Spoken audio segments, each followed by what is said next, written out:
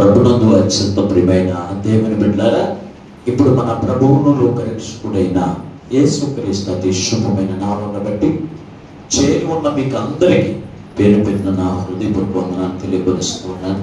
ఈ వాక్యం వీక్షిస్తున్న మీకు కూడా నా హృదయపూర్వక వందనాలు తెలియపరుస్తూ ఉన్నాను. దేవుని మహాకృపను బట్టి మరొక పర్యాయము దైవ సన్నిధిలోనికి నడిపించబడి దేవుని స్తుతించే గొప్ప వాక్యమును, దేవునితో సహవాసం చేసే కృపను ఆ పరిశుద్ధాత్మ దేవుడు మనందరికి ఇచ్చినందుకు మనం ఎంతగానో ప్రభువుని బట్టి స్తుతించవలసిన వారమై ఉన్నాం, అలాగనే గణపరచవలసిన వారమై ఉన్నాం. ఏదేమైనప్పటికీ ఈనాటి దేవుని యొక్క వాక్యముగా ఒక మాట మీకు జ్ఞాపకం చేయడానికి నేను ఇష్టపడుతూ ఉన్నానండి. సామెతల గ్రంథము 17వ అధ్యాయము 17వ వచనాన్ని దేవుని వాక్యము ఈ రోజున మనం నేర్చుకుందాం. నిజమైన స్నేహితుడు విడువక ప్రేమించును, దుర్దశలో అట్టివాడు సహోదరుడుగా ఉండును. చిన్న ప్రార్థన చేసుకుందా. మహాపరిశుద్ధుడమును మహాగణుడు అయిన మా ప్రియ పరలోకపు తండ్రి, నీ పరిశుద్ధమైన ఘనమైన నామమునకి మీకు వందనాలు. ఎంతవరకు పాటల ద్వారా, స్తుతి ఆరాధన ద్వారా, అలాగే ప్రభు నీ నామమునకు మహిమ తెచ్చుకున్నవయ్య కొద్ది సమయం నీ మాటలు ధ్యానం చేస్తూ ఉండగా మా అందరి హృదయములు ఎరిగిన దేవుడు గనుక నీ దాసులు నీ ఆత్మతో నింపి నీవే మాతో మాట్లాడుతూ ఉండగా గ్రహించే మనసు మాకు దయచేయమని యేసుని ప్రార్థించి వెళ్ళుకొనుచున్నాము పరమ తండ్రి, ఆమేన్. ఈ రోజున ఒక ప్రత్యేకమైనటువంటి దినమైన ఫ్రెండ్షిప్ డే. ఆయన శుభాలు ఆ పరిశుద్ధాత్మ దేవుడు మీకు అందరికీ అనుగ్రహించును గాక. ఆమేన్. దేవునికి స్తోత్రం, దేవునికి స్తోత్రం, దేవునికి స్తోత్రం. హల్లెలూయా. ప్రభునందు అత్యంత ప్రియమైన దేవుని బిడ్డారా, ఈ రోజున ఒక ప్రత్యేకమైనటువంటి దినముగా ఏర్పాటు చేయబడి దేవుడు మనతో తన వాక్యము ద్వారా ప్రభు మనతో మాట్లాడుతూ ఉన్నాడు.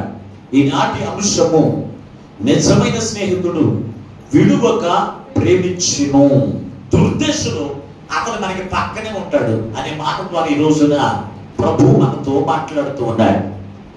నిజమైన స్నేహితుడు అన్నాడు అంటే అబద్ధము స్నేహితులు కూడా ఉన్నారని కదా అర్థం. అబద్ధము స్నేహితులు కూడా. కనుక స్నేహితుడిని మనం సెలెక్ట్ చేసుకున్నప్పుడు, స్నేహితుడిని మనం ఎన్నిక చేసుకున్నప్పుడు మనము కూడా ఎలా ఉండాలో తెలుసా? చాలా జాగ్రత్తగా మనము ఆచి తూచి మనము తెలుసుకుని స్నేహాన్ని మనము కోరుకోవాలి. అంతేకాని స్నేహితుల విషయంలో అశ్రద్ధ మనకి ఉండకూడదు. ఎందుకో తెలుసా? తల్లిదండ్రులకు చెప్పుకోలేనటువంటి సంగతులు, అన్నదమ్ములకి చెప్పుకోలేనటువంటి సంగతులు, అక్క చెల్లెళ్ళకు చెప్పుకోలేని సంగతులు, తన సంఘ సహోదరికి చెప్పుకోలేని సంగతులు ఎవరికి చెప్తారంటే స్నేహితులకి చెప్తారు. అందుకే చాలా మంది తల్లిదండ్రులు ఎవరి దగ్గరికి అడుగుతారో తెలుసా? తన బిడ్డను గురించి ఏదైనా తెలుసుకోవాలి అంటే ఆ బిడ్డను అడగరు. ఎవరిని అడుగుతారు అంటే కనుక స్నేహితుడిని అడుగుతారు. అయ్యా మీ ఫ్రెండ్ ఏమంటున్నాడు, మీ ఫ్రెండ్ ఉద్దేశం ఏమై ఉందో పిల్లలు తీసుకుని వచ్చావు చేసుకోమని అంటలేదు, అంటలేదు. ఆ ఫ్రెండ్ ఆ పిల్ల గురించి ఏం చెప్తున్నారని ఆ కుమారుడు ఎవరు అడుగుతారు? తన స్నేహితులు అడిగితే ఆ స్నేహితులు చెప్తారు ఏమని? నన్ను నేను చూసుకోబోయే కుమార్తె అనుకుందో తెలుసా? ముక్కు వంకరు లేకపోతే చేతులు వంకరు, కాళ్ళు వంకరగా ఉందని ఆమెతో చెప్తాడు. కనుక ఇదిగో నీ యొక్క కుమారుడికి ఇదే వంక వల్ల ఆ బిడ్డను చేసుకోండి అంటున్నాడని స్నేహితులు చెప్తారు. ఏమంటారు అంటే ఎవరు చెప్తారు అంటే కనుక స్నేహితులకి మాత్రమే చెప్తారు. ఏంటి అంటే కనుక తన హృదయ రహస్యమును, తనకున్నటువంటి భారభరితమైన జీవితమును ఎవరితో పంచుకుంటారంటే స్నేహితులతో. కనుక నీ కొరకు ప్రతి ఒక్కరికి కూడా స్నేహితుడు తప్పనిసరిగా.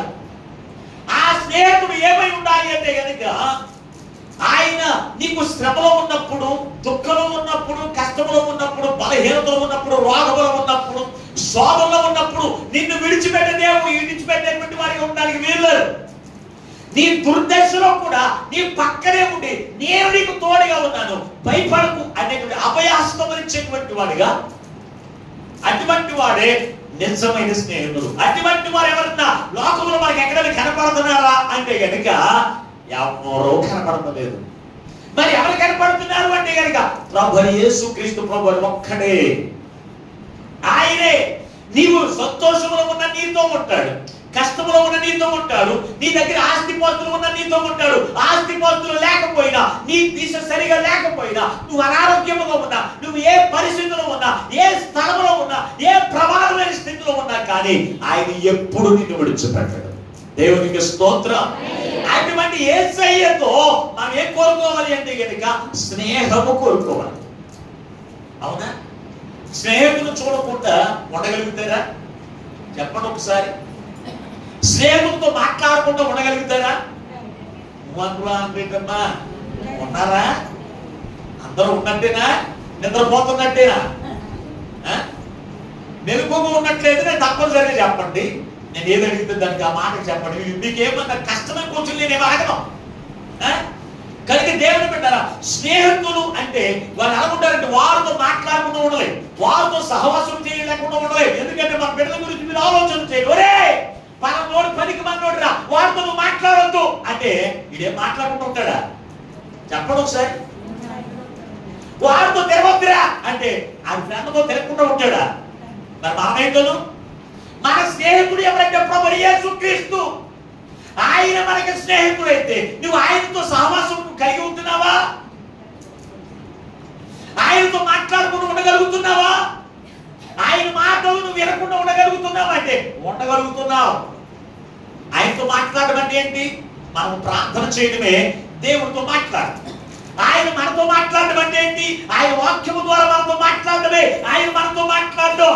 ఆయనతో సహవాసం చేయడం అంటే దేవునికి సన్నిధికి నేను ఎప్పుడు వెళ్తున్నా, నా స్నేహితులతో నేను ఎప్పుడు కలుసుకుందిరా, ఆయనతో నేను ఎప్పుడు సహవాసం చేసేదిరా అనే ఆశ దేవుడే యేసుక్రీస్తు ప్రభువుకి ఉంది.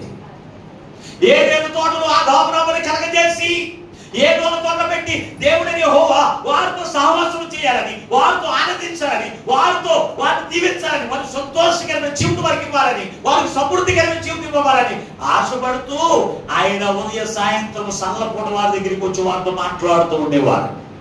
మరి దేవుడితో సహవాసం చేసినంత కాలము వారి జీవితంలో లోటు లేదు, వారికి కష్టం లేదు, శోధన లేదు, బలహీనత లేదు. మరి ఎప్పుడు వచ్చింది అంటే కనుక పక్కనున్న సాతానుతో సహవాసం కోరుకుందా, సాతానుతో స్నేహం చేయడం మొదలెట్టారు, సాతాను యొక్క మాట వినడం మొదలెట్టారు. అప్పుడు మరణం వచ్చింది మనిషి. అప్పుడు బయలుదేరింది శ్రమ, అప్పుడు బయలుదేరింది కష్టం, అప్పుడు బయలుదేరింది నొప్పులు. అప్పటి వరకు నొప్పులు లేవు, అలాగే కష్టపడి చెప్పులు తిని కానీ కడుపు నింపుకోవాలనే ఆలోచన ఉండేది కాదు. ఎప్పుడు బయలుదేరి అంటే కనుక సాతానుతో సహవాసం కోరుకుని సాతానుతో స్నేహం చేసడం మొదలెట్టిన తర్వాత శ్రమను బయలుదేరి. కనుక దేవుని బిడ్డగా నిజమైనటువంటి స్నేహితుడు ఎవరు, అబద్ధపు స్నేహితులు ఎవరు అంటే కనుక ఇందాక మీరు చదవబడిన వాక్యములో దైవజనులు తెలియపరిచిన మాటలో యోబు గ్రంథము 19వ అధ్యాయం 19వ వచనం ఒక చదవండి. యోబు గ్రంథము 19వ అధ్యాయం 19వ వచనం.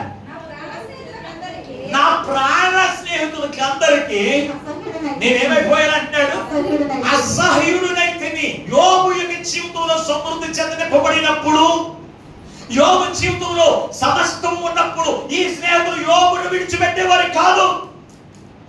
యోబు దగ్గర ఉన్నదంతా తింటూనే ఉండేవారు, యోబు దగ్గర ఉన్నదంతా తాగుతూనే ఉండేవారు, యోబును ఆనందించేవారు. కానీ యోబుకి సమస్తమును కోల్పోయిన తర్వాత కుమారుడు కోల్పోయాడు, ఆస్తిపాస్తులంతా కోల్పోయాడు. కోల్పోవడానికి ఇప్పుడు ఓపు కలిగిన స్థితిలో మంచం మీద పడి ఉన్నప్పుడంట యోబుని చూసి ఎలా కనపడుతున్నాడు తెలుసా, అసహ్యుడనైతేనే. నా ప్రాణ స్నేహితులకి యోబు అయితే ఎలాగూ స్నేహించాడు, ఎలా ప్రేమిస్తున్నాడు తెలుసా, నిజమైనటువంటి ప్రేమతో తన స్నేహితుడిని ప్రేమించేవాడిగా ఉన్నాడు. యోబు స్నేహంతో అబద్ధము లేదు, యోబు స్నేహంలో మోసము లేదు. కానీ యోబు స్నేహితులు ఏముందో తెలుసా, మోసముగా దేవుని బిడ్డలారా, మోసముండి అతని దగ్గర ఏమీ లేనప్పుడు అతను ఏం చేశాడంట, అసహ్యుడిగా అతను చూస్తేనే ఏం చేస్తాడు, మొహం పక్కన ఎక్కేసి వెళ్ళిపోతున్నాడు. ఈ రోజున మన యొక్క జీవితంలో సమృద్ధికరమైన జీవితం నీకు ఉన్నప్పుడు, నీ జీవితంలో ఆరోగ్యకరమైన జీవితం ఉన్నప్పుడు, నీ జీవితంలో ఆనందకరమైన జీవితం ఉన్నప్పుడు నీకు ఫోన్ చేయకుండా ఎవరు ఉండరు, నువ్వు మాట్లాడకపోతే నేను ఉండలేకపోతున్నాను అంటారు. కానీ నీ దగ్గర ఏమీ లేని స్థితిలో నువ్వు ఉంటే కనుక పైగా నీ ముఖము కూడా చూడకుండా నిన్ను చూడగానే ముఖం పక్కనేటువంటి స్నేహితులు చాలా మంది ఉన్నారు. నిన్ను చూడగానే అసహ్యుడిగా నువ్వు ఫోన్ చేస్తేనే నీ ఫోన్ కూడా లిఫ్ట్ చేయనటువంటి జనము ఈ రోజున స్నేహితులు లేదా అంటే ఉన్నారు. దేవుడు ఉన్నారు.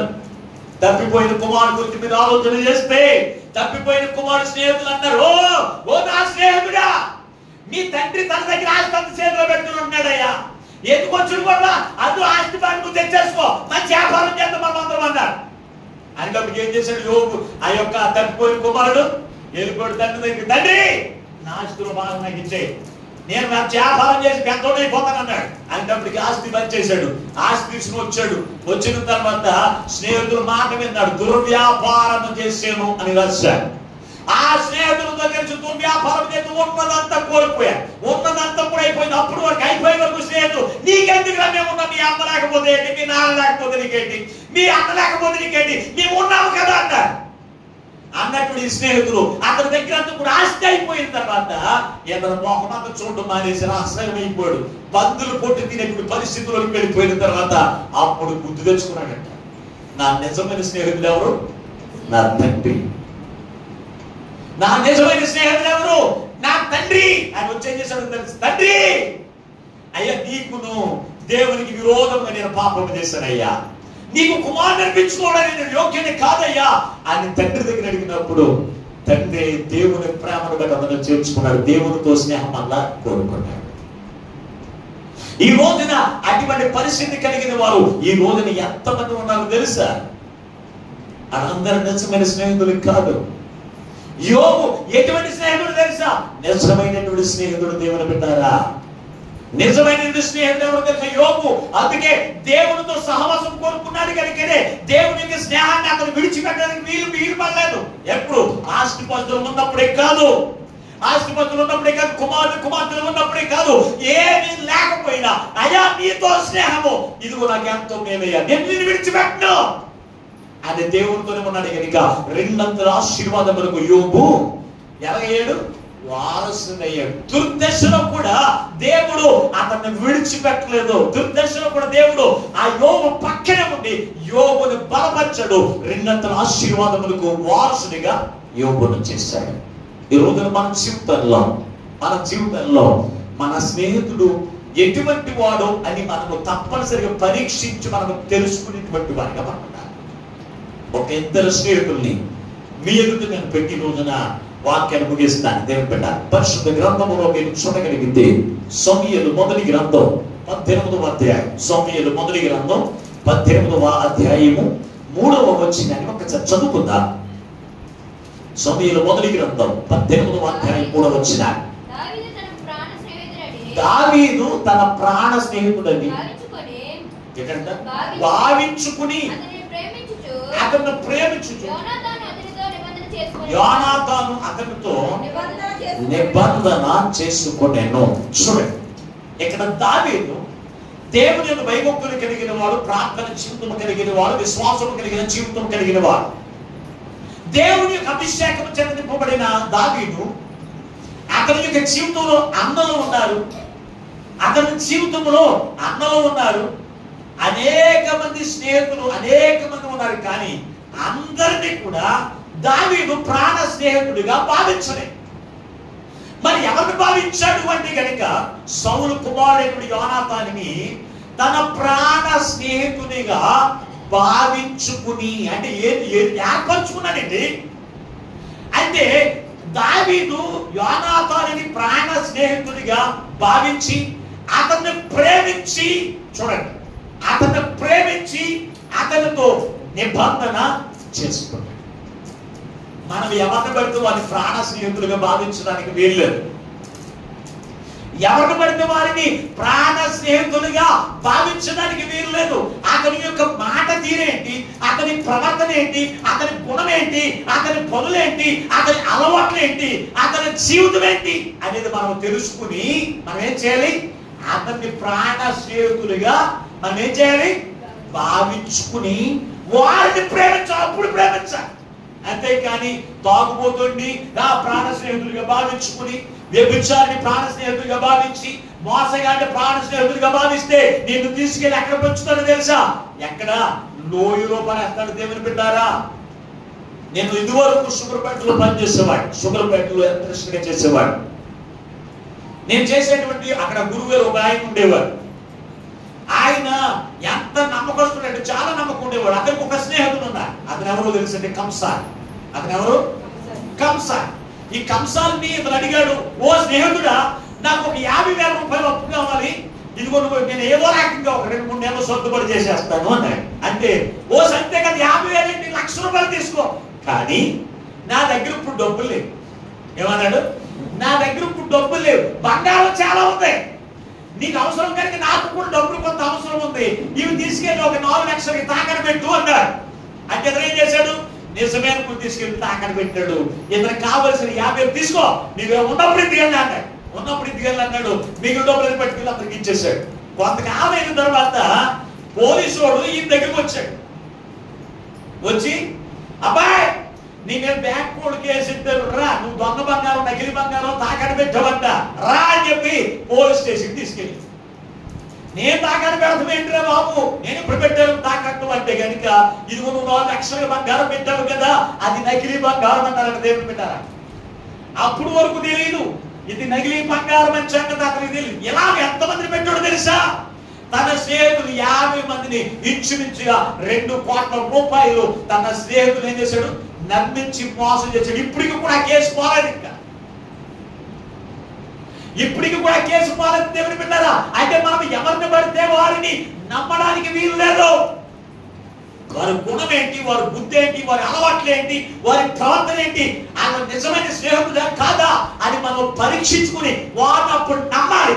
నమ్మిన తర్వాత ప్రేమించాలి. ఇప్పుడు అలా కాదండి. ఇప్పుడు ఏం చేస్తున్నారు? ముందే ప్రేమించేస్తున్నారు, అలవాట్లు తెలుసుకోకుండా. ఏం చేస్తున్నారు? స్నేహితుని ఎంత ప్రేమిస్తున్నారు తెలుసా? తల్లిదండ్రుల మాట కూడా వినండి. చెప్పండి ఒకసారి, తల్లిదండ్రుల యొక్క మాట కూడా వినండి. ఎవరి మాట వింటారు? ఒకవేళ నీ కుమారుని ఒకవేళ నువ్వు మందలిస్తే బయటికి వెళ్ళిపోతే నువ్వు రికమెండ్ చేయవలసింది ఎవరో తెలుసా? ఎవరిని? ఆడి స్నేహితులు అనుకోరు. ఆయన నా కొడుకు వెళ్ళిపోవడం బాగించుకున్నా కదా, తెల్లని తీసుకురారా, నీ మాట వింటారు, నా మాట వింటాం అంటే ఎవరిని? తల్లిదండ్రుల కంటే, రక్త సంబంధుల కంటే, కుటుంబీకుల కంటే ఎవరు ఎక్కువగా ప్రేమిస్తున్నాడు? ఎవరిని? పనికి మాలిన త్రాగుబోతుంది, పనికి మాలిన పేకడరాయండి, పనికి మాలినటువంటి మోసగాన్ని, పనికి మాలిన వ్యభిచారాన్ని ప్రేమించి వారి మాట కంటే, ఇది తండ్రి మాట కంటే వారి మాట నీకు ఎక్కువైపోయిందా? అంటే వారిని ముందే వారి అలవాట్లు తెలుసుకోకుండా వారిని ప్రేమించడమే నీ పొరపాటు. ప్రేమించిన తర్వాత వారి అలవాట్లు తెలుసుకుంటే మానేస్తావు నువ్వు. వారిని ప్రేమిస్తేను చెప్పండి ఒకసారి. భార్య ఎవరో తెలియదు, భార్య గుణమేటో తెలుసుకోకుండా ఇదిగో పెళ్లి చేసేసుకున్న తర్వాత గుణం తెలిసిన తర్వాత ఏం చేస్తాడు భర్త? చెప్పండి ఒకసారి. వదిలేస్తాడా? వదలగలిగే ఏమన్నది భార్య? వదిలేద్దా? వదిలే ఏమన్నది? అందుకే ఈ రోజు ఏం చేస్తున్నారు తెలుసా? గుణ లక్షణాలు తెలుసుకుంటున్నారు. గుణ లక్షణాలు తెలుసుకుంటే గెలవట్లేదు. ఎందుకో తెలుసా? అలాగే స్నేహితుల విషయంలో కూడా అలాగే ఎందుకు చేసుకోవాలి? భార్య గురించి అనేకమైన సంగతులు, జీవిత భాగస్వామి గురించి అనేకమైన సంగతులు తెలుసుకుని వారిని ప్రేమించి వారితో బ్రతుకు కాదని ఎలాగైతే ఉంటావో స్నేహితుడు కూడా నీ భార్య లాంటి వాడే. వారిని కూడా మనం ఏం చేయాలి? వారి లక్షణాలు మనం తెలుసుకోవాలండి. వారి లక్షణాలు మనం తెలుసుకోవాలి. వారి లక్షణాలు తెలుసుకుని వారితో మనం సహవాసం చేయాలి. ఇక్కడ దావీదు యోనాతాను ప్రాణ స్నేహితుడిని నమ్మి భావించి అతను ప్రేమించి అతనితో నిబంధన చేసుకున్నాడు. అప్పుడు అన్నానంటే ఏమని? మన ఇద్దరమును ప్రాణ స్నేహితులు, మన బ్రతుకంతా కూడా మనము ఒకరిని విడిచి ఉండడానికి వీలు లేదు అని అప్పుడు నిబంధన చేసుకున్నాడు.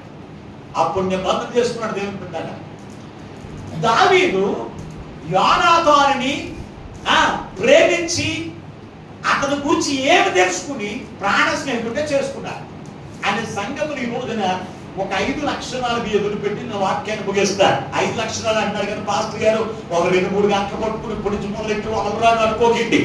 ఇంచుమించు ఒక అరగంటలో తేల్చేస్తారు. దేవుని బిడ్డలారా, మొట్టమొదటిగా అతనికి ఉన్నటువంటి లక్షణం ఏమిటి? అంటే కనుక పరిశుద్ధ గ్రంథంలో చూద్దాం ఒకసారి. సమూయేలు మొదటి గ్రంథం 19వ అధ్యాయం 2వ వచనం. సమూయేలు మొదటి గ్రంథం 19వ అధ్యాయం 2వ వచనం. సౌలు కుమారుడైన యోనాతాను దావీదు బహు ఇష్టము గలవాడై ఉండి దావీదుతో ఇట్లనెను, నా తండ్రి అయిన సౌలు నిన్ను చంపవలనని యత్నము చేస్తూ ఉన్నాడు గనుక నువ్వు జాగ్రత్త పడి నువ్వు దాగుకొనుము అన్నాడు. అంటే యోనాతానుని దావీదు ప్రాణ స్నేహితుడిగా చేసుకోవడానికి ప్రాముఖ్యమైన కారణం ఏంటి తెలుసా? స్నేహితుడు బాధల్లో పడకూడదు, జాగ్రత్తగా ఉండమని చెప్పేవాడే ప్రాణ స్నేహితుడు. సౌలు యొక్క కుమారుడు ఎవరంటే యోనాతాను దావీదు ప్రాణ స్నేహితుడు. సౌలు యోనాతానుని ఈ యొక్క దావీదును చంపేయడానికి ప్లాన్ చేస్తున్నాడు. ప్లాన్ చేస్తూ ఉంటే ఈ ప్లాన్ బట్టి ఏం చెప్తున్నాడు? దావీదు దగ్గరికి వెళ్ళి ఏమంటాడు? యోనాతాను దావీదును ప్రేమించను కనుక అన్నాడు. ఉందా లేదా మాట? అతను ప్రేమించను కనుక ఇదిగో నా తండ్రి నీ మీదకి ఇదిగో నేను చంపడానికి వస్తున్నాడు కనుక జాగ్రత్త పడి నువ్వు దాక్కో అన్నాడు. అంటే మనం ప్రేమించేవారు మనం ప్రమాదం పోలైపోతే ఊరుకునేవారు ఉండకూడదు. అవునా లేదా? మనం ప్రేమిస్తున్నామంటారు, నీ ఆరోగ్యము పాడైపోతూ ఉంటే జాగ్రత్త చెప్పకుండా ఉన్నవారు మంచోడా? చెప్పడం ఒకసారి. మనం ప్రేమించమని ఏం చేస్తారు? ఒరే నువ్వు ఆ పని చేయకురా, నువ్వు తాకరా, నీ ఆరోగ్యము పాడైపోద్ది, ఇది నువ్వు జాగ్రత్తగా ఉండు అని చెప్పేటువంటి లక్షణాన్ని కలిగినటువంటి వారిగా ఉంటున్నారు ఈ రోజున. ఉండట్లేదండి. ఏమంటారు? ఒరే నువ్వు ఆ మూల కూర్చుంటాయి ఒక నీ అమ్మ మీ బాబు దగ్గర లేడని చెప్తుందా అని చెప్పి. ఇది జాగ్రత్త అండి. కాదండి, ఏదే మంచోడు అనుకుంటున్నారు ఇప్పుడు బిడ్డలు. ఏదే మంచోడు అనుకుంటే వీరు కాదండి. నీ ఆరోగ్యమును పాడు చేసేవాడు, నువ్వు ఆరోగ్యము పాడైపోతూ ఉంటే సంతోషంతో నింపబడిన వాడు నీకు ప్రాణ స్నేహితుడు ఎంత మాత్రం కూడా కాదు. వాడు నిన్ను ప్రేమించట్లేదు, నీ నాశనాన్ని కోరుకునేటువంటి వాడని సంగతి నువ్వు జ్ఞాపకం చేసుకోవాలి. యోనాతానుని దావీదు ప్రాణ స్నేహితుడిగా భావించడానికి గల కారణం ఏంటో తెలుసా? అతడు ప్రమాదంలో పడుతూ ఉంటే ఆ ప్రమాదం జరగకుండా ఆపే లక్షణాన్ని కలిగిన వాడే ప్రాణ స్నేహితుడండి. అటువంటి లక్షణం కలిగిన వారిని మనం ప్రాణ స్నేహితులుగా మనం ఏర్పాటు చేసుకోవాలి. ఈ రోజున మన ప్రాణ స్నేహితులుగా ఒక అబ్బాయి నువ్వు తాగితే ఆరోగ్యం పాడైపోతున్నా, నువ్వు తాకరా అన్నవాడిని మనం ఏం చేయము? ప్రాణ స్నేహితులుగా పెట్టడం. ఏమంటాడు? ఒరే ఇంకో బాటిల్ అయినా సరిపోయిందా, ఇంకో బాటిల్ ఎట్టానా, డబ్బు లేవురా, చూసుకుంటే ఎక్కడ పోతా నీ దగ్గర డబ్బులు, ఇంకో బాట తెచ్చేస్తాను నేను, నా దగ్గర ఉన్నాయిరా. వీడు తాగమల్లి అంతగా, వీడు తాగమల్లిని ఏం చేస్తాడు? ఇంకో బాటిల్ తెచ్చేస్తాను తాగా. ఈ నాశనమై పోవడానికి కావాలనే సంగతి నీకు తెలియదు. అయ్యి బాబు నా ప్రాణ, మా అమ్మ మా నాన్న కూడా ఇంకో బాటిల్ తేలేదు అనుకుంటాడు. ఏమనుకుంటాడు? మా అమ్మ మా నాన్న కూడా ఎంత ప్రేమ చూపించలేదు నాకు. రే బిర్యానీ తెచ్చేనా? ఎవరి డబ్బులు తెస్తాడు? ఎవరి డబ్బులు తెస్తాడండి? ఎవరి డబ్బులు? మీ అమ్మ మా నాన్న తెస్తారగా. శుభ్రంగా వండి పెడుతున్నాడు తిన్న ఆయన, ఆరోగ్యకరమైన భోజనం వండి పెడతాను ఆయన అంటే ఇది అక్షరానికి. అది కోడి కోసడం తినట్లేదు, కుక్కల కోసడం తినట్లేదు. ఆ మాసం కూరలు తెచ్చిపెట్టేది తినేసేసి నా ప్రాణ స్నేహితుడు అంటున్నారు. మన బెంగళూరులో ఒక రోజుకు వచ్చి 14,000 కేజీల కుక్క మాసము డెలివరీ అవుతుందంట. ఎంత? ఏ మాసం? ఏక మాసంలో కలిపి వండేయడానికి నువ్వుదేమ్మా, ఏక మాసంలో కలిపి వండేయడానికి బెంగళూరులో 14,000 టన్నులు మేక మాసం ముందులు కుక్క మాసం కలిపి అమ్మేస్తున్నారంట. ఈ రోజు మనకి ఇంటి దగ్గర ఎవరైనా ఆయన నీ కొరకు మంచి కూర వండేస్తున్నాడు, ఈ కూర బాగా ఆ రోడ్డు మీద కూర ఎంత బాగుంది.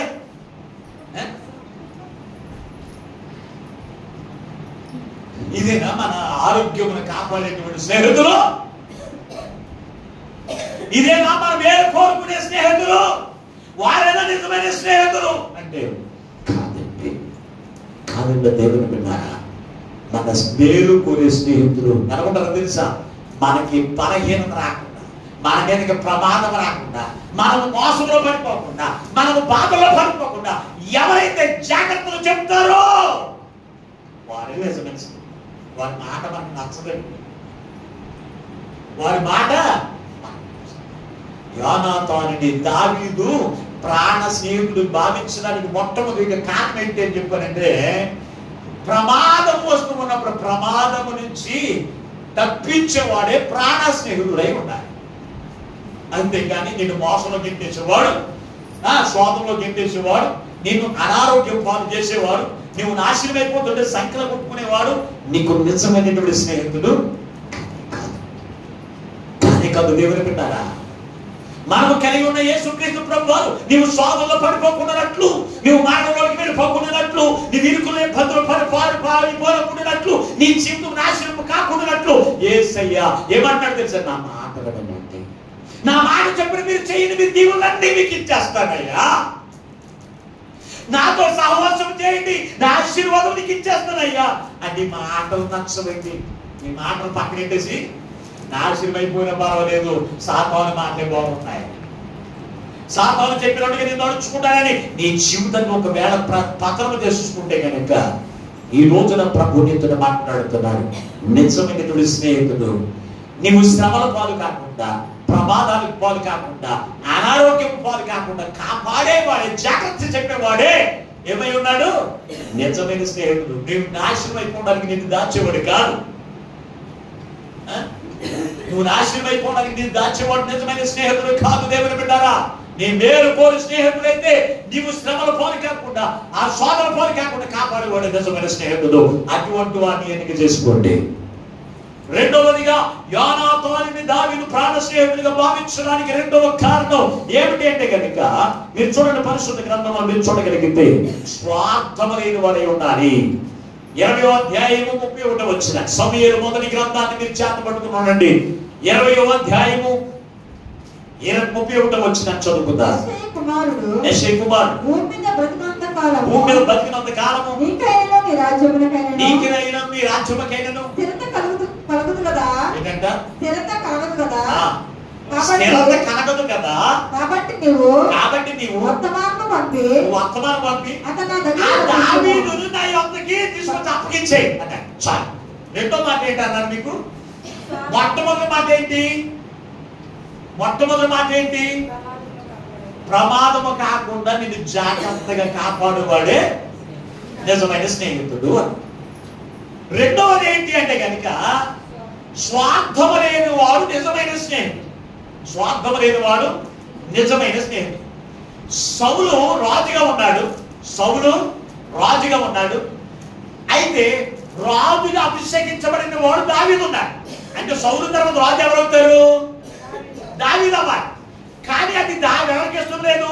సౌలుకి ఇష్టం లేదు. ఇష్టం లేకుండా యోనాతాను రాజుగా నా కొడుకే రాజు అవ్వాలని ఏం చేశాడు? ఆలోచన చేసి ఏమంటాడు? ఓ నా కుమారుడు యోనాతానా, నీ ఫ్రెండ్ ఉన్నాడు చూసావా, యోనాతాను అన్నాడు. నీ ఫ్రెండ్ దావీదు ఉన్నాడు కదా, అతను బతుకుంటే నీకు నాకు మంచిది కాదు, మనం స్థిరపరచబడం. అతను చంపేద్దాం, అతను తీసుకొచ్చి నాకు అప్పగించే అన్నాడు. ఎవరు? అప్పుడు యోనాతాను స్వార్థపరుడైతే ఏం చేయాలి? నా తండ్రి యొక్క సింహాసనము నేనే ఎక్కాలి కదా, నేనెక్కడమేంటి అతను ఎక్కడమేంటి అనుకున్నవాడైతే ఏం చేయాలి? దావీదును తీసుకొచ్చి సౌలుకి అప్పగించేది చాలు. సౌలే చంపేస్తాడు. సౌలు మామూలుడు కాదు. సౌలు ఎటువంటి వాడు తెలుసా? అతని కండలు ఎలా ఉంటాయి తెలుసా? 10,000 మందిలో సౌలు నిలబెడితే అతనే కనపడతాడు పైకి. అతని ఎత్తుగా కనపడతాడు, జబ్బలు కలిగినటువంటి వాడు. అతనే చంపేస్తాడండి దావీదు దొరికితే. కానీ అతనికి అప్పగించే అని అనుకున్నారా అంటే అనుకోలేదు. ఇదిగో నా తండ్రి యొక్క సింహాసనం నాకు వచ్చినా రాకపోయినా పర్వాలేదు. ఎలా ఉండాలి? దేవునికి చిత్తము యొక్క నెరవేర్పునే నేను కోరుకోవాలి తప్ప దేవునికి అభిషేకాన్ని వ్యతిరేకంగా నేను కూడా చేయడానికి వీల్లేదు. అది స్వార్థం లేనటువంటి వాడిగా యోనాతాను ఉన్నాడండి దేవుడు. అందుకే యోనాతానుని దావీదు ఏం చేశాడు? ప్రాణ స్నేహితుడిగా కోరుకున్నాడు. యేసుక్రీస్తు ప్రభు వారికి స్నేహితులు ఉన్నారు. ఎంతమంది? 12 మంది స్నేహితులు ఉన్నారు. 12 మందిని కూడా స్నేహితులుగా చేసుకుంటే అందులో ఒక స్నేహితుడు ఏం చేశాడో తెలుసా? ఒక్కసారి పరిశుద్ధ గ్రంథం మత్తయి సువార్త 26వ అధ్యాయం, మత్తయి సువార్త 26వ అధ్యాయం 49, 50 వచనాలు ఒకసారి చదవండి. యేసు వద్దకు వచ్చి వాళ్ళు కూడా నీకు శుభమని చెప్పి ఆయన ముద్దు పెట్టుకొనెను. యేసు చెలికాడా నీవు చేయవలసినది చేయమనగా వారి దగ్గరికి వచ్చి ఆయన మీద పడెను. చాలండి, దేవునికి స్తోత్రం, హల్లెలూయా. ఇక్కడ మనం చూసినప్పుడు ఎవరిని? ఇస్కరియోతు యోధ అనే దేవుడు ఏమన్నాడండి? చెలికాడా.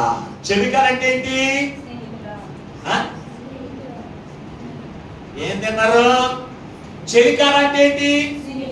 స్నేహితుడా. అంటే యేసుక్రీస్తు ప్రభువు వారందరినీ కూడా ప్రాణ స్నేహితులుగా భావిస్తూ ఉంటే ఏం చేశాడు? స్వార్థమైన 30 వెండి నాణాలకి 30 వెండి నాణాల నామం చూసుకుని ఏం చేశాడు? యేసు ప్రభువుని మరణానికి అప్పగించేశాడు. మరణానికి అప్పగించేశాడు. దేవుని బిడ్డలారా, అంటే అసలు ఎంతో స్వార్థం ఉందంటారు చెప్పండి. అటువంటి స్వార్థపూర్ణమైన మనుషులు లేరా చెప్పండి. ఒక్కొక్కడు స్నేహితులే ఎవరు బిడ్డలు ఏం చేస్తున్నారు తెలుసా? 10కి మనోడు నీకు బట్టలు 2,000 రూపాయలకి బట్టలు కొంటాను, నీ ప్రాణం తీసుకొచ్చి నాకు అప్పగించు అంటే ఏం చేస్తున్నాడు? ఏం చేస్తున్నాడు? మాయ మాటలు చెప్పి దాన్ని తీసుకొచ్చి ఏం చేస్తున్నారు? అప్పగించేటువంటి స్నేహితులు లేరా? జాగ్రత్త ఎవరు బిడ్డలారా, జాగ్రత్త. ఈ రోజున ప్రభు నీతో మాట్లాడుతున్నాడు. నీ స్నేహితుడు స్వార్థపరుడైతే వాడితో నువ్వు స్నేహం చేయదు. వాడు నిన్ను వదిలేశాడని చెప్పి బాధపడవలసిన పని లేదు. దేవుని బిడ్డలారా, ఆలోచించు. అలాగే ఎవరు కుమారుడు కూడా అలాగే ఏం చేస్తారు? స్వార్థపూర్ణ మనస్సుతో ఏం చేస్తారు? మోసం చేస్తున్నారంటే 10కి మారి స్నేహితులు వారిని వీటిని కూడా తీసుకుని వచ్చి ఏం అప్పగించి ఏం చేస్తారో తెలుసా? వారి కుటుంబాన్ని నాశనం చేస్తూ, గౌరవం లేకుండా చేస్తూ, వ్యర్థమైన అలవాట్లు, వ్యర్థమైన పనులు చేస్తూ ఏం చేస్తారు? కుటుంబానికి విలువ లేకుండా చేసేటువంటి స్నేహితులు ఉన్నారు. వారు స్వార్థముతో నన్ను అందరూ చెడ్డవాడు అంటారు, నా స్నేహితుడు మంచివాడు అని కనాలి. నన్ను అందరూ కూడా తాగుబోదు అంటారు, నా స్నేహితుడిని భక్తి పనులు ఎందుకు కనాలి? నన్ను అసూయ పొందాలి అంటారు, ఇదిగో నా స్నేహితులని నీతి మంతులని ఎందుకు అనాలి అని ఏం చేస్తున్నారు? వారిని కూడా మోసగత్తులుగా, అబద్ధికులుగా, త్రాగుబోతులుగా, మోసం చేసేవారిగా చేసి వారి జీవితాన్ని పతనం చేసేటువంటి వారు ఉన్నారు. దేవుని బిడ్డలు స్వార్థముతోను. స్వార్థము దేవుని బిడ్డారా, అటువంటి స్వార్థపరుతో నువ్వేం చేయకూడదు? స్నేహం చేయకూడదండి. స్నేహం చేయకూడదండి దేవుని బిడ్డారా. ఎంత స్వార్థపరులో తెలుసా? ఈ రోజు ఇద్దరు స్నేహితులు ఉన్నారంటే, ఒక స్నేహితుడికి ఉద్యోగం వచ్చింది, ఒక స్నేహితుడికి ఉద్యోగం రాలేదు. ఉద్యోగంలో ఉన్న నీవు ఒకవేళ అక్కడ వేకెన్సీ ఉన్నా కానీ ఈ యొక్క వేకెన్సీలో నా ఫ్రెండ్ ఉన్నాడు అక్కడ తీసుకొచ్చి పెడతారా అనేటువంటి వాడు ఎవరైనా ఉన్నారా చెప్పండి ఒకసారి. ఆ ఉద్యోగం చేసుకుంటే ఆ ఉద్యోగం ఉన్న కాలిపోయి ఇంకొకటి వచ్చి జాయిన్ అయ్యో కన్నా చూస్తావు తప్ప అది నీ స్నేహితుడు పెడితే నాతో కూడా సమానంగా నా స్నేహితుడు కూడా ఉద్యోగం చేస్తాడు, మేమిద్దరం కూడా ఆనందించగలుగుతాం, ఒక గౌరవపదమైన జీవితం జీవిస్తాం అనుకునేటువంటి వారు ఈ రోజు లోకంలో కనపడుతున్నారా? కనపడతారు. స్వార్థం అటువంటి స్వార్థపూర్ణంతో నీకు స్నేహం ఎందుకు? వారిని ప్రేమించడం ఎందుకు? అందుకే ఈ రోజున ప్రభు నీతో మాట్లాడుతున్నాడు. దేవుని బిడ్డలారా, ప్రభు నీతో మాట్లాడుతూ ఉన్నాడు. స్వార్థపరులతో నువ్వు స్నేహము చేయొద్దు. వాడికి నిజమైన స్నేహితుడు కాదు, నీ మీద స్వార్థము చూపించేవాడు. నువ్వు బాగుపడుతూ ఉంటే, నువ్వు ఉన్నతమైన స్థితిలోకి వెళితే, అయ్యా నీ జీవితంలో దీవునికరమైన జీవితం వస్తూ ఉంటే వారవలేనటువంటి వాడు నీకు స్నేహితుడు ఎందుకు? వాడిని విడిచిపెట్టే వాడు నిజమైన స్నేహితుడు కాదు. పరిశుద్ధ గ్రంథంలో రూతు గ్రంథం 1వ అధ్యాయము 16 వచ్చిన ఒకసారి మీరు చూడగలిగితే రూతును కూడా మీరు ఆలోచన చెప్పిన ఒక చక్కని మాట అక్కడ చూడగలుగుతూ ఉన్నా. రూతు గ్రంథం 1వ అధ్యాయం 16 వచ్చిన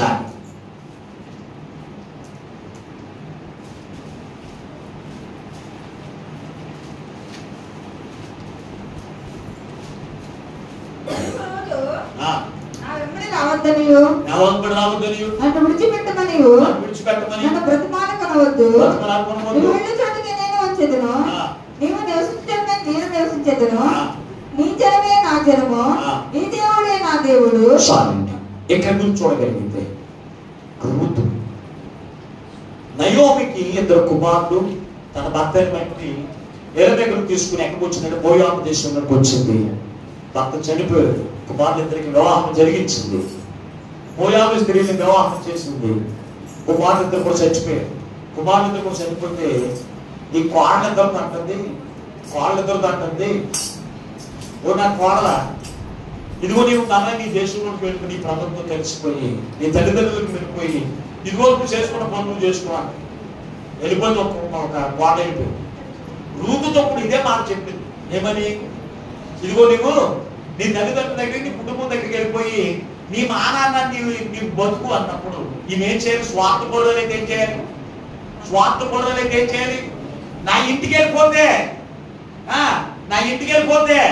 నాకు తల్లిదండ్రులు ఉన్నారు, రక్త సంబంధులు ఉన్నారు, అన్నదమ్ములు ఉన్నారు, అన్నని బాగా చూసుకుంటారని వెళ్ళిపోవాలి. కానీ మేమన్నది తెలుసా? నన్ను వెళ్ళిపోవద్దని అన్నది. నీ దేవుడే నా దేవుడు, నీ దేవుడు నాకు పరిచయం చేస్తావు, నీతో సహవాసం, నీతో స్నేహం ఏర్పడింది. ఇప్పుడు నేను నిన్ను వెళ్ళిపోమంటే నేను వెళ్ళను.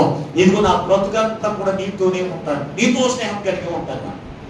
చూడండి, ఈ మాటలో మీరు ఆలోచన చేయగలిగితే ఈ రోజున ఒక తల్లికి కుమారుడు ఉన్నాడంటే, కుమారుడికి కోడలు ఉంది, కూతుళ్ళు ఉన్నారంటే ఇందులో కుమారుడికి ప్రాముఖ్యత ఉంటుంది. కుమారుడు తర్వాత ప్రాముఖ్యత ఎవరికి ఇస్తాడు? లోకం ఎవరికి ఇస్తుంది? చెప్పండి ఒకసారి. కుమారుడు తర్వాత ఎవరికి ప్రాముఖ్యత ఇచ్చేది? కోడలకి కూతురికి ఇస్తారా? చెప్పండి, నోరు తెలిసి గట్టిగా చెప్పండి. కూతురులైన పర్వాలేదు, మీరు కోడలైన పర్వాలేదు, చెప్పండి. ఎవరికి? భర్త చనిపోతే ఆ తల్లిదండ్రుల బాధ్యత ఎవరిదే? కోడలదే. భార్యలో భర్తలో సర్వాన్ని ఎవరు? ఈ ఆస్తికి ఇంటికి వారసులు అని చెప్పి కోడలు వెళ్తారు. నువ్వేం చేయాలి? కుమారుడు చచ్చిపోయి భర్త చచ్చిపోయి అత్తగారికి ఇంకెవరు లేరు. ఇప్పుడు దిక్కెవరు? బ్రతుకంతా కూడా తన అత్తగారితో ఉండవలసిన ఈ రూతు ఏమంటుందో తెలుసా? నన్ను వెళ్ళిపోమని వాడద్దు. నీ దేవుడే నా దేవుడు, నీ జనమే నా జనము. నీ బ్రతుకం మనిద్దరం బతుకున్నంత కాలం మానవ వేలు చేసే వరకు నేను నిన్ను విడిచిపెట్టను. అటువంటి వాళ్ళు ఇక్కడ కూడా ఏమనుకుంటే ఒకసారి చేతి అంత నాకు తప్పడు కూడా ఇస్తాను నేను.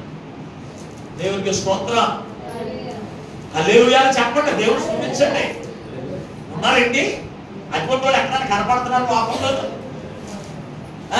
ఇలా నిజంగా దేవుడి స్నేహితుడిగా ఉంటే దేవుడినే స్నేహితుడిగా చేసుకుంటే ఆయన బుద్ధులు మనకు రావాలి. అవునా లేదా?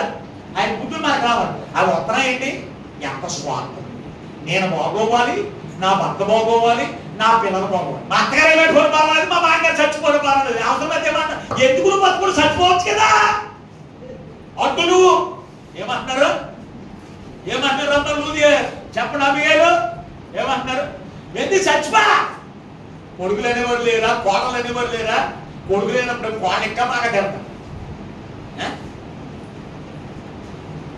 మనం నిబంధన చేసుకోవాలి. దేవుని బిడ్డరా, మనం పెళ్లిలో నిబంధన చేసుకుంటాం. ఏమని అన్నింటిలో నేనే వారసురాలని, అన్నింటిలో వారసురాలని. మరి అటువంటిప్పుడు నీ స్నేహాన్ని ఎందుకు వదిలేస్తా? నీ స్వార్థానికి నువ్వు ఎందుకు వదిలేసేటువంటి వారిగా ఉండడానికి వీల్లేదు. దేవుని బిడ్డారా, అటువంటి స్వార్థపూర్ణమైన మనసు మన జీవితంలో ఉండడానికి వీల్లేదు.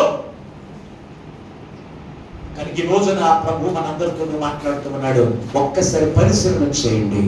మనము దేవుడితో నిజమైనటువంటి స్నేహం చేస్తున్నాం. దేవుని స్నేహం చేస్తున్నాం. మన యొక్క జీవితంలో దేవుని యొక్క ప్రేమ నీలో ఉండాలి. దేవుని యొక్క ప్రేమ నీలో ఉంటే ఆ ప్రేమ ఉంటుంది తెలుసా? నిజమైనటువంటి స్నేహితులుగా భావించిన ప్రతి వారిని కూడా నువ్వు ఎప్పుడు విడిచిపెట్టవు. వారితో నువ్వు ఉంటావు. అంతేకాని పనికి మానవుడు వదిలేసినట్లుగా నువ్వు నిజమైన స్నేహితులు వదిలేయడానికి. అలాగే యేసుక్రీస్తు ప్రభువు నీతిమంతుడైన యేసయ్యను తన స్వార్థం గురించి 30 వెండి నాణేల గురించి యోధా ఏం చేశాడు? అమ్మేశాడు. దేవుని బిడ్డ అమ్మేశాడు. స్వార్థం. మరి అలాగే యోనాతాను చేశాడా? దావీదుని అలాగే అప్పగించేశాడా? ఇదిగో నీకు సింహాసనం ఇస్తాను, అతను తీసుకొచ్చి నాకు అప్పగించేయంటే అప్పగించేశాడంటే అప్పగించండి. స్వార్థం లేని వాడు యోనాతాను, స్వార్థం లేని వాడు యోనాతాను. దావీదు దేవుని బిడ్డరా, అటువంటి స్వార్థం లేనటువంటి వారిని మనం ఏం చేయాలి? నిజమైన స్నేహితులను నమ్మి వారితో మనం సహవాసం చేయాలి. దేవుని బిడ్డరా, మొట్టమొదటి ఏంటంటే ప్రమాదము మన మీదకి రాకుండా జాగ్రత్త పరిచేవాడు నిజమైన స్నేహితుడు.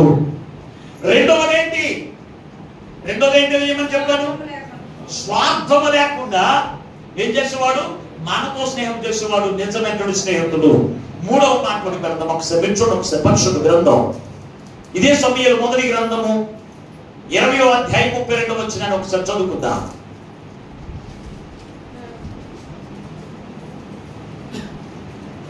సమూయేలు మొదటి గ్రంథం 20వ అధ్యాయం 32వ వచనం. అంతటి యోనాతాను అతను ఎందుకు మరణ శిక్ష పొందవలను? అతను ఏమి చేశానని సౌలు అనగా సౌలు అతన్ని పొడవలనని వీటిని విసిరేను. అందువలన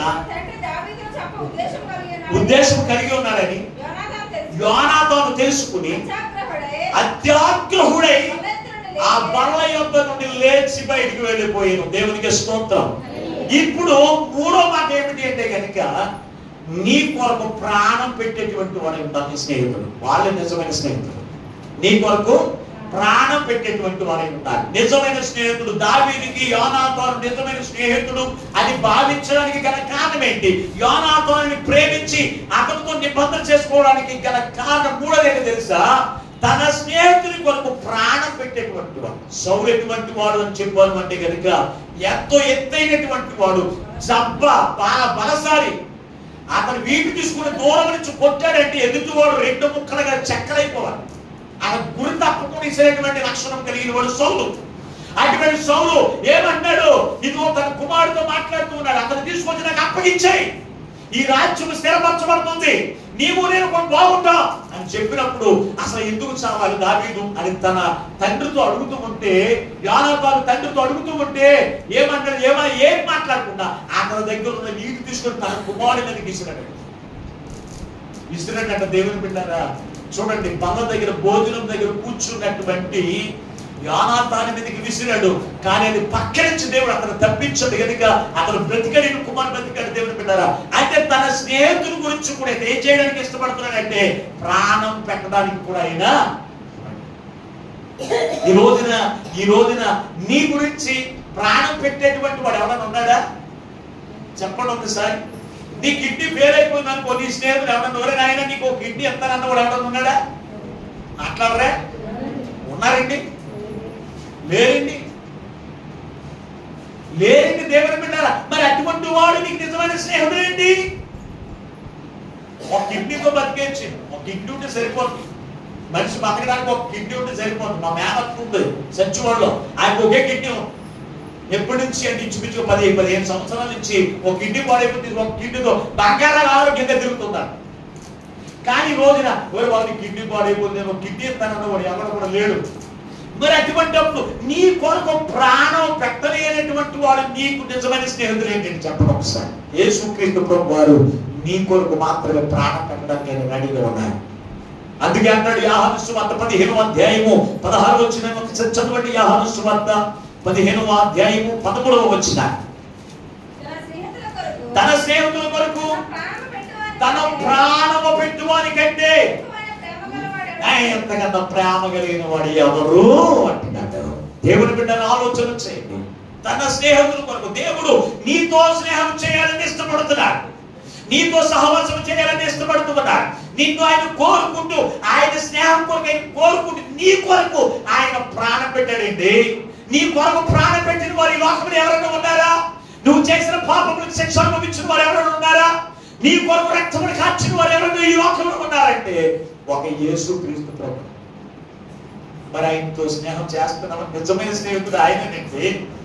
నిజమైన స్నేహితుడు వదిలేసి అబద్ధమైన స్నేహితులతో మనం సహవాసం చేస్తాం, అబద్ధమైన స్నేహితులతో మనం తిరుగులాడుతూ ఉంటాము. కానీ నిజమైన స్నేహితులు చెప్తున్న మాట ప్రకారం మనం చేసేవారిగా మనం ఉండం. నిజమైన స్నేహితులు చెప్తున్నట్టుగా మనం నడుచుకునేవారిగా మనం ఉండం. ఆయన చెప్తున్నట్టుగా మనం ప్రవర్తించే వారికి ఉండవు. అందుకే మనం శ్రమల పాలవుతూ ఉన్నాం, కష్టాల పాలవుతున్నాము కనుక ఈ రోజున ప్రభు మనందరితో మాట్లాడుతూ ఉన్నాడు. దేవుని బిడ్డారా, యోనాతాను తన స్నేహితుని కొరకు ప్రాణము పెట్టేటువంటి భక్తుడై ఉన్నాడు. దేవుని బిడ్డారా, చూడండి, అటువంటి వారిని మనం ఆచి తూచి తెలుసుకుని వారితో నీవు స్నేహం చేసి వారిని ప్రేమించి వారితో నీ బ్రతికందుకు జీవించాలి. దేవుని బిడ్డారా, ఈ రోజున స్నేహితులని చెప్పి మోసం చేసే వారు ఎంతమంది లేరండి? స్నేహితురాలే తన స్నేహితురాలి యొక్క కాపురాన్ని కూర్చోవారు ఎంతమంది లేరు? ఎంతమంది లేరు? జాగ్రత్త అండి, జాగ్రత్త అండి. దేవుని బిడ్డారా, ఎవరు పడితే వారితో స్నేహం కాదు. నీ భార్యను, నీ భర్తను ఎలాగైతే వారి ఆచి తూచి వారి గుణలక్షణాలు తెలుసుకుని వారిని భాగస్వామిగా చేసుకుంటామో, నీ ప్రాణ స్నేహితుడు కూడా వారు ఎటువంటి వారు, వాడు తాగుబోతా, మోసగాడ, లంచగొడ్డ, వ్యభిచార, దొంగతనం చేసేవాడా, ఇవన్నీ కూడా మనం తెలుసుకుని ఆడు నిజమైనటువంటి స్నేహితుడు అయితే వారిని ఏం చేయాలి? వారిని నమ్మి వారిని ప్రేమించి వారిని నిజమైన స్నేహితుడిగా భావించుకుని వారితో నీ బ్రతుకంతా కూడా జీవించాలి. 4వ లక్షణం వెళ్ళిపోతాం. మరి సమయం అవుతుంది కనుక నేను పూర్తీకరించుకుని ముందుకు వెళ్ళిపోతున్నాను. 4వ లక్షణం ఏంటి తెలుసు అంటే, నీవు బాధలు ఉన్నప్పుడు నిన్ను ఆదరించబడి ఉండాలి. చదువు ఒకసారి పరిశుద్ధ గ్రంథం సమూయేలు మొదటి గ్రంథం, సమూయేలు మొదటి గ్రంథం 23వ అధ్యాయం 16వ వచనం. సమూయేలు మొదటి గ్రంథం 23వ అధ్యాయం 16వ వచనం. అప్పుడు సౌలు కుమారుడైనప్పుడు యోనాతాను లేచి వచ్చి, నీవు భయపడవద్దు.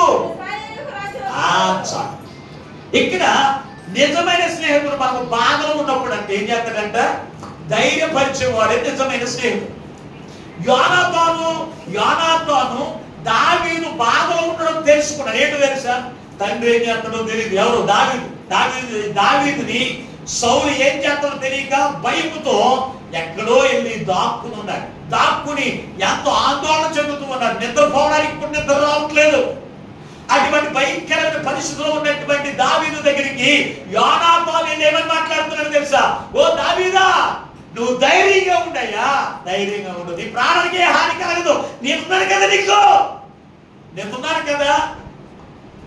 నేనున్నాను కదా, నువ్వు భయపడద్దు, ధైర్యంగా ఉండు అని ఏం చేస్తున్నాడు? ధైర్యపరుస్తున్నాడు. దేవుని బిడ్డారా, ఈ రోజున మనము ఆపదలో ఉన్నప్పుడు, కష్టంలో ఉన్నప్పుడు, శ్రమలో ఉన్నప్పుడు, బాధలో ఉన్నప్పుడు, దుఃఖంలో ఉన్నప్పుడు మన స్నేహితులు ఏం చేయాలో తెలుసా? అవసరంలో ఉన్నప్పుడు నేనున్నాను, నువ్వు ధైర్యంగా ఉండు, నేనున్నాను, నీకు ధైర్యంగా ఉండు అనేటువంటి వారిని మనం ఏం చేయాలి? ప్రాణ స్నేహితులుగా భావించాలి. ఎవరిని పడితే వారిని కాదు. మనము బాధలో ఉన్నప్పుడు, కష్టంలో ఉన్నప్పుడు వచ్చి ముళ్ళుతో గుచ్చినట్లుగా, మాటలతో గుచ్చినట్లుగా నిన్ను గుచ్చుతూ ఉండేటువంటి వారు నిజమైన స్నేహితులు కాదండి. ఈ రోజు స్నేహితులు అనుకుంటున్నారు తెలుసా? నువ్వు దుఃఖంలో ఉన్నప్పుడు వచ్చి మళ్ళీ ఇంకొక మాట వేస్తున్నారు.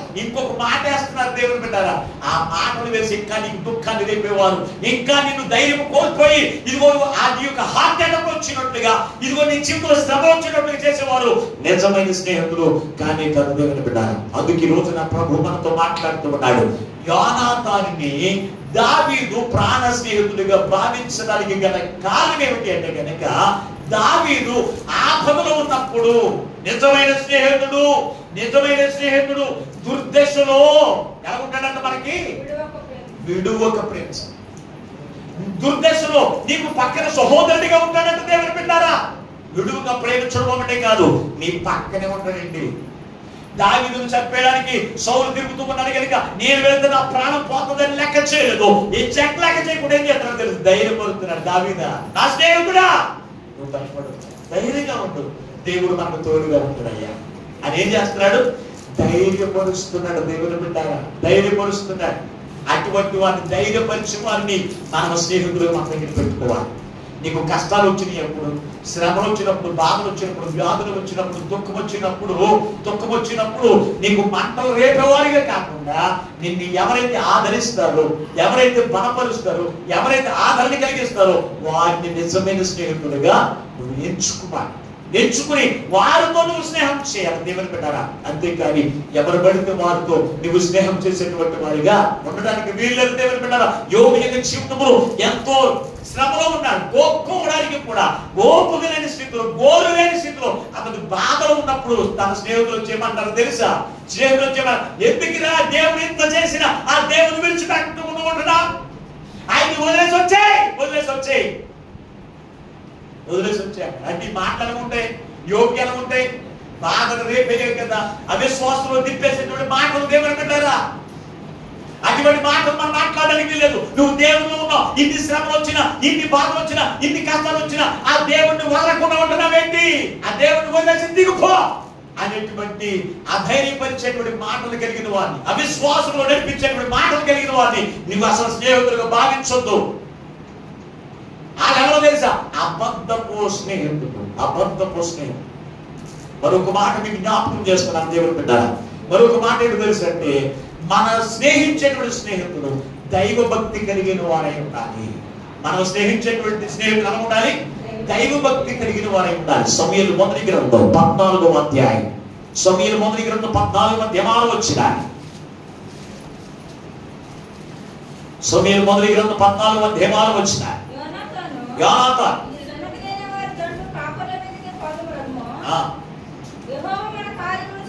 యెహోవా మన కార్యములను సాధించనేమో, అనేకుల చేతనైన కొద్దిమంది చేతనైనను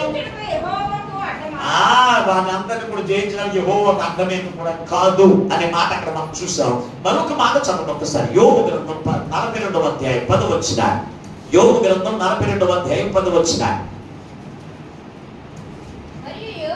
మరియు యోబు తన స్నేహితుడి నిమిత్తము ప్రార్థన చేసినప్పుడు యెహోవా అతని క్షేమ స్థితిని మరలా అతనికి దయచేసాడు. చూడండి, మరొక మాట మీకు జ్ఞాపకం చేస్తున్నాను.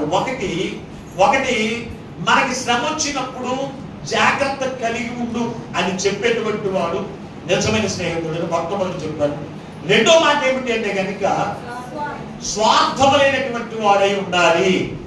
మూడో మాట ఏంటి? ప్రాణము పెట్టేటువంటి వాడై ఉండాలి. నాలుగోది ఏంటి? ధైర్యపరిచేటువంటి వాడై ఉండాలి. ఐదో మాట ఏమిటి అంటే కనుక నశించిపోతున్నటువంటి వారి కొరకు ప్రార్థించే లక్షణాన్ని నువ్వు కలిగి ఉండాలి అనే మాట ద్వారా ఈ రోజున ప్రభు మనతో మాట. యోబుని గురించి ముందు ఇక్కడ యోనాతానుకు ఉన్నటువంటి లక్షణం ఏంటి తెలుసా? ప్రార్థన చేసే లక్షణం. కొద్ది మందినే కావచ్చు, ఎక్కువ మందినే కావచ్చు, దేవుడు మనకు అనుగ్రహిస్తాడు. అంటే ఎవరి గురించి మాట్లాడుతున్నారు? నశించిపోతున్నటువంటి వారి గురించి, శ్రమపోతున్నటువంటి వారి గురించి ప్రార్థించే లక్షణాన్ని యోనాతాను కలిగి ఉన్నారు దేవుని బిడ్డారా. ఈ రోజున అటువంటి ప్రార్థన పరులతో మనం సహవాసము చేయు. అటువంటి ప్రార్థన పరులతోనూ దేవుని ఆశ్రయించే వారితో మనం సహవాసము చేయకుండా లోకము ఆశ్రయ కలిగిన వారితో సహవాసము చేసి దేవుని విడిచిపెట్టి నువ్వు తిరుగుతూ నీ జీవితంలో శ్రమలు బాగా తెచ్చుకుంటూ ఉంటావు. అటువంటి వారిగా ఉండకూడదని ప్రభు మనతో మాట్లాడుతూ ఉన్నాడు. యోబు స్నేహితులు ఏమని మాట్లాడుతున్నారు? అసలు యోబును చూస్తే అసహించుకునేటువంటి వారి గురించి యోబు ప్రార్థన చేస్తున్నాడు. తన ప్రాణ స్నేహితుల నిమిత్తము యోబు ప్రార్థన చేయగా మరలా అతనికి క్షేమ స్థితిని దేవుడిచ్చాడు. యోబు స్నేహితులు మాట్లాడిన ప్రతి మాటను బట్టి దేవుని ఉగ్రత వారి మీదకి సిద్ధపరిచాడంట. దేవుడు సిద్ధపరిస్తే యోబు తన స్నేహితుల గురించి అయ్యా వారు చేసిన పాపమును బట్టి శిక్ష వారి మీదకి రానివ్వద్దయ్యా అని చెప్పి యోబు వారి కొరకు ప్రార్థన చేస్తే యోబుకు దేవుడు క్షేమ స్థితిని ఇచ్చాడు. అలాగే యోబు యొక్క స్నేహితులను మరణం నుంచి దేవుడు తప్పించి ఈ రోజున మన స్నేహితులు దేవుని ఎరగని ప్రజలై ఉండొచ్చు. మన స్నేహితులు మన దేవుడిలోంచి తిప్పేసేటువంటి స్నేహితులు కావచ్చు. ఎవరైనప్పటికీ కూడా వారి కొరకు నువ్వేం చేయాలో తెలుసా? ప్రార్థించేటువంటి అనుభవాన్ని నువ్వు కలిగి ఉండాలి. అప్పుడు దేవుడు నీకు క్షేమాన్ని ఇస్తాడు. నీకు లాభం ఏంటి అంటే కనుక నీ స్నేహితుల కొరకు ప్రార్థన చేస్తే నీకు లాభం ఏంటంటే కనుక దేవుడు నీకు క్షేమాన్ని దేవుడు మనకి ఇస్తాడు. రెండంతల ఆశీర్వాదమును దేవుడు యోబుకి ఇచ్చినట్టుగా దేవుడు నీకు ఇస్తాడు. దేవుడు ఈ రోజున పరిశ్రమ చేయండి. ఈ రోజున వాక్యం ద్వారా దేవుడు మనతో మాట్లాడుతున్నాడు. నిజమైన స్నేహితుడు విడువక ప్రేమించను, దుర్దశలో అతడు నీకు సహోదరుడిగా ఉండును అనే మాటతో ఈ రోజున ప్రభు మనతో మాట్లాడుతున్నాడు. దావీదు దుర్దశ కలిగి ఉన్నప్పుడు యోనాతాను నిజమైన స్నేహితుడిగా ఉన్నాడు. విడవక ప్రేమిస్తూనే ఉన్నాడు, కానీ విడిచిపెట్టలేదు. అందుకే దావీదు యోనాతాను చనిపోయినా కానీ అతని కుమారుని కూడా దావీదు విడిచిపెట్టలేదు. దేవుని బిడ్డలారా, దావీదు విడిచిపెట్టలేదు. అటువంటి స్నేహితులు మనం కోరుకోవాలి. యోబు దుర్దిశలో తన స్నేహితులు వదిలేశారు అనుకుంటున్నారా? వదలలేదు. మాట్లాడుతూ అన్నారు, కానీ యోబును విడిచిపెట్టలేదు. యోబు అయ్యో ఈ దేవుని నమ్మిన కుమారుడు ఇన్ని బాధలు పోలవుతున్నాడు, ఇన్ని కష్టాలు పోలవుతున్నాడు, ఇన్ని శోధనలు పోలవుతున్నాడు, ఎంత బలహీనత కలిగి ఉన్నాడని ఆ యోబుని గురించి స్నేహితులు ఎంత ఏడ్చుంటారు. ఏడ్చినటువంటి వారిని విడిచిపెట్టలేదు. అటువంటి వారి కొరకు యోబు ప్రార్థన చేస్తే అటువంటి వారిని మరణం నుంచి దేవుడు ఈ రోజున నీ స్నేహితుల కొరకు నువ్వు ప్రార్థన చేస్తే రెండో మరణం అనేటువంటి నరకము నుంచి తప్పించడానికి ఆయన సిద్ధంగా ఉన్నాడు. దేవుని బిడ్డలారా, మరి నీ స్నేహితుల గురించి ఎప్పుడన్నా ప్రార్థన చేసావా? నువ్వే దేవునితో స్నేహం చేయు, నువ్వు దేవునితో సహవాసం చేయు, ఆయనకు ప్రార్థన చేయము, ఆయన మాటలను వినడానికి సిద్ధపాటు అయినటువంటి జీవితం జీవిస్తూ ఉంటే ఇంకా నీ స్నేహితుల గురించి నువ్వు ఎక్కడ ప్రార్థన చేస్తావు? ఈ రోజున ప్రభు మనతో మాట్లాడుతున్నాడు. సుమా, నిజమైన స్నేహితుడు మన ప్రభు యేసుక్రీస్తే. ఆయన తర్వాత ఇంకెవరైనా సరే, ఆయన తర్వాతే యోనాతాను వంటి స్నేహితులు నువ్వు ఏర్పాటు చేసుకో.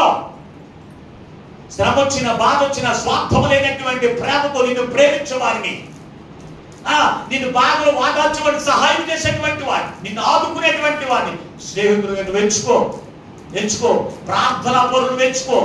అంతేగాని నువ్వు స్నేహితుల్ని ఎవరిని ఎంచుకుంటున్నావు? ప్రార్థనా పరులతో నువ్వు స్నేహం చేయు, దైవభక్తి కలిగిన వారితో స్నేహం చేయు. ఎవరితో చేస్తావు? తాగుబోతులతో, వ్యభిచారులతో, లంచగొండలతో స్నేహం చేస్తే వారి వల్ల నువ్వు తయారయ్యి దేవుడికి విరుద్ధమైన జీవితం జీవించి దేవుని యొక్క ఉగ్రతకు పాత్రలైపోతున్న ఉద్దేశంతోనే ప్రభు నీతో మాట్లాడుతూ ఉండగా యేసయ్య నిజమైన స్నేహితుడుగా ఆయన మన ఎదురు కనపడుతున్నాడు. నీ కొరకు నిన్ను ప్రేమిస్తూనే ఉన్నాడు. నువ్వు ఆయన ప్రేమించినా ప్రేమించకపోయినా ఆయన నిన్ను విడిచిపెట్టలేదు. నిన్ను ప్రేమిస్తూనే ఉన్నాడు. నిన్ను ప్రేమించి నీ కొరకు ఆయన ప్రాణం పెట్టాడు. ఆయన రక్తమంతా కూడా కాచి, నా ప్రియ స్నేహితుడాలా, ఇదిగో నీ కొరకు నేను ప్రాణం పెట్టాను.